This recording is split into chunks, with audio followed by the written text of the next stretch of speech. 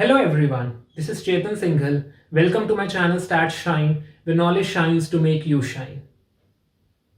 In this video, we'll be learning descriptive measures of data, which helps us to describe a data set. Suppose in a class of 15 students, I took a surprise quiz and the marks obtained were as follows.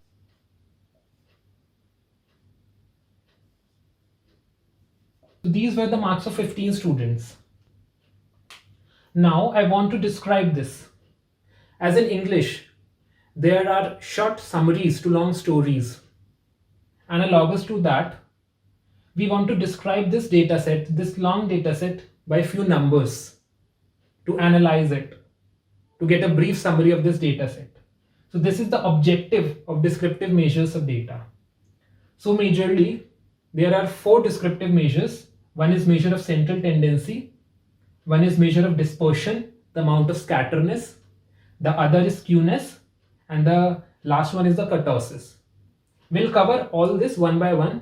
In this video, I'll be focusing on measure of central tendency. So I'm sure that every one of us have heard these terms mean, median, and mode. But what does these represents? We'll learn in this video. So starting with mean, it simply means sum of all observations divided by total number of observations.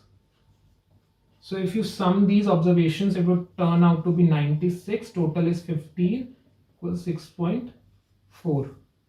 Now we have obtained this value. So what is the meaning or interpretation of this value? So these are the marks of 15 students.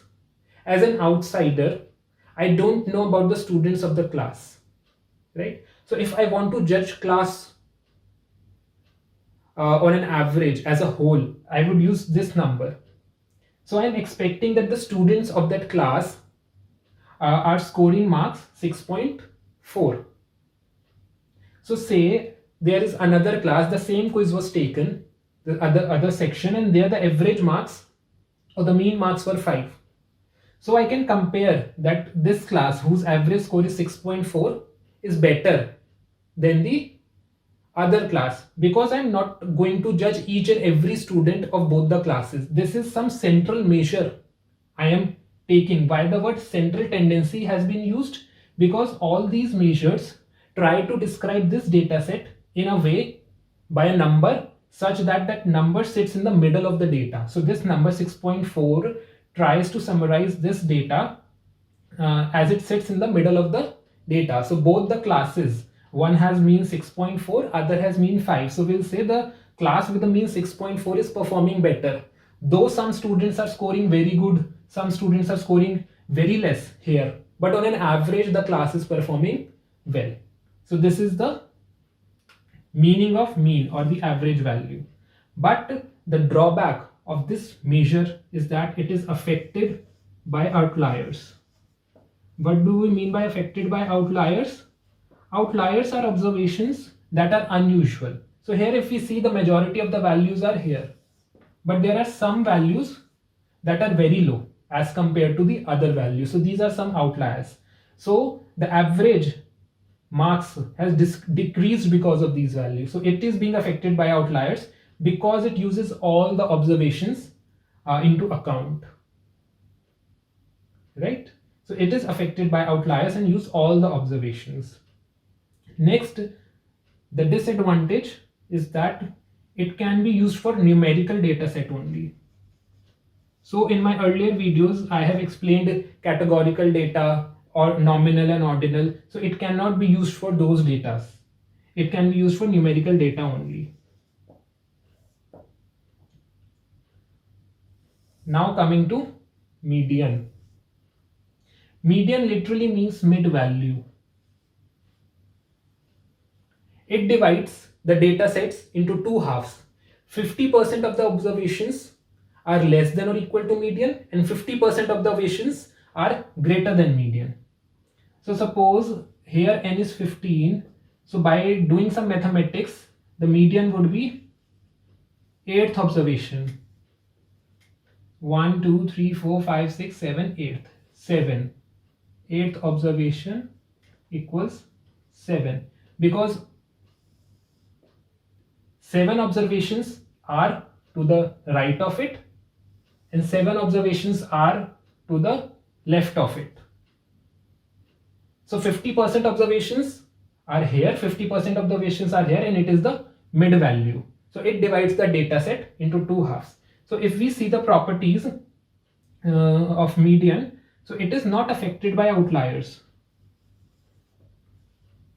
as it only arrange the data set in the ascending order and takes the mid value. It is not concerned about the extreme values. If I add one more value 10 here and 1 here, the median would remain the same.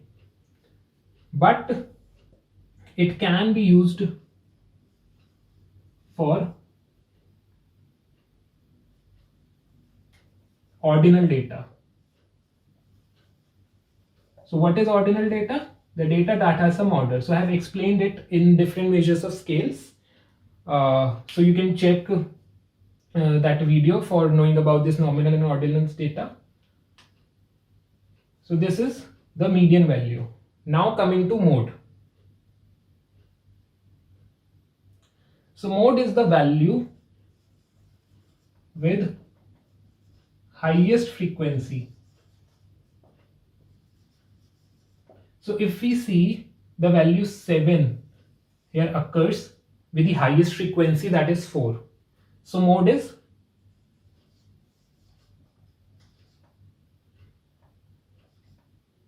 7 because it occurs with the highest frequency. There are some other observations like 1 and 9 that occurs 3 times. This was just a hypothetical value that I created. So it occurs 4 times, so this is mode. So the problem with mode is that it is ill-defined.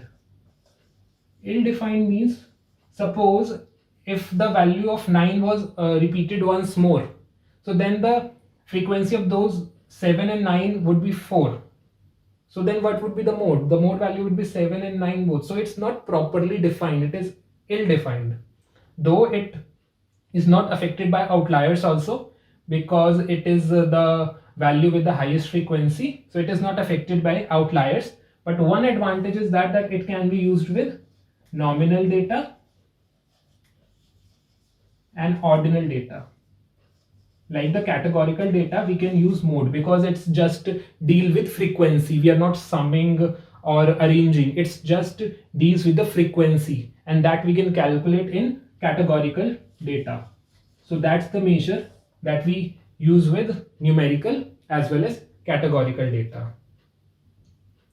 So these are the major measures of central tendency. Mean, this describes the central average value. So 6.4 means that the students are on an average of that class are scoring 6.4 marks. If I select a student from that class, I would expect that student to score about around 6.4 marks. If I see the median is 7, this means that 50% of the students are scoring greater than 7 marks and 50% of the students are scoring less than equals to 7 marks. And mode is again 7. So this means that 7 are the marks that majority of the students have got, which have the highest frequency. So these are the measures of central tendency. Next we'll cover the measure of dispersion. So hope you understood the concept behind this mean, median and mode. The mathematical details I'll cover in another video. Hope you liked it. Please subscribe the channel. Thank you.